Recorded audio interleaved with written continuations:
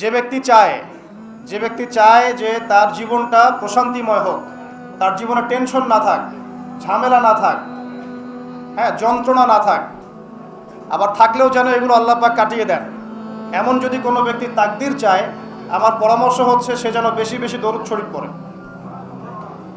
যত বেশি দরুদ পড়বেন আপনার জীবনে প্রশান্তি নেমে আসবে ইনশাআল্লাহ। একবার দরুদ পড়লে 10টা গুনাহ মাফ হয়ে যাবে, 10টা নেকি হবে, আল্লাহ পাক 10 বার রহম করবেন, আপনার মর্যাদা আল্লাহ 10 গুণ বাড়িয়ে দেবেন ইনশাআল্লাহ। আর আল্লাহ পাকের হক হচ্ছে আমাদের প্রতি যে আমরা তার সাথে কাউকে শরীক করব না। আল্লাহ পাকের হক আমাদের প্রতি যে আমরা তার সাথে কাউকে শরীক করব না এবং আমরা আল্লাহর ইবাদত করব, অন্য কারো ইবাদত করব না। আল্লাহ পাকের নাজিলকৃত বিধান কোরআন এবং সুন্নাহকে মেনে চলব, এর দাওয়াত মানুষকে দিব এবং এটা প্রতিষ্ঠা করার চেষ্টা করব ইনশাআল্লাহ। এটা আল্লাহ পাকের হক। আবার নবী সাল্লাল্লাহু আলাইহি ওয়াসাল্লামেরও কিন্তু হক আছে না?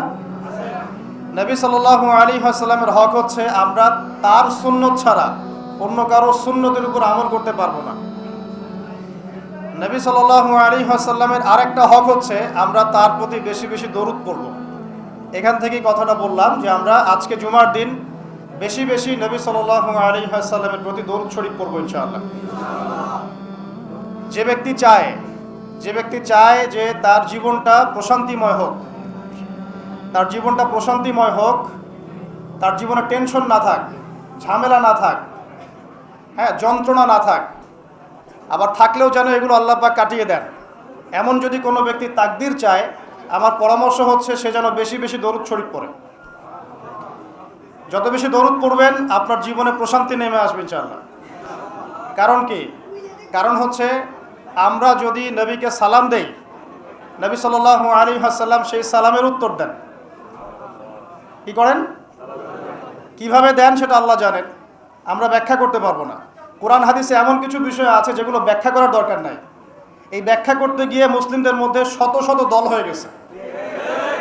এই যে আর রহমান আলাল আরশ ইস্তাওয়া, এটা শুনেছেন না? আর রহমান আলাল আরশ ইস্তাওয়া, রহমান আরশের উপরে ইস্তাওয়া, রহমান আরশের উপরে ইস্তাওয়া। রহমান মানে কে? আল্লাহ পাক আরশের উপরে ইস্তাওয়া। এখন ইস্তাওয়া এর ব্যাখ্যা করতে গিয়ে কেউ বলেছে আল্লাহ পাক সমাসীন। আল্লাহ পাক কি? নাউজুবিল্লাহ। সমাসীন মানে কি? একটা আসনের উপরে যিনি বসা থাকেন, একটা আসনের উপরে বসা থাকেন, সমাসীন।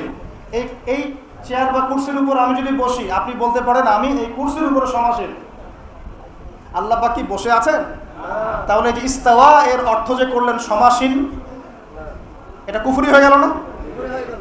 ইস্তাওয়াকে ইস্তাওয়ার জায়গায় ছেড়ে দেন।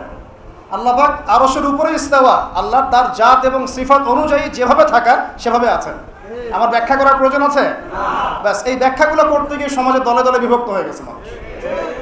প্রত্যেকেই বলছে আমারটাই সহি, আমারটাই কি আর অন্যটা বাতিল। তো এই কাজগুলো করতে যাবেন না।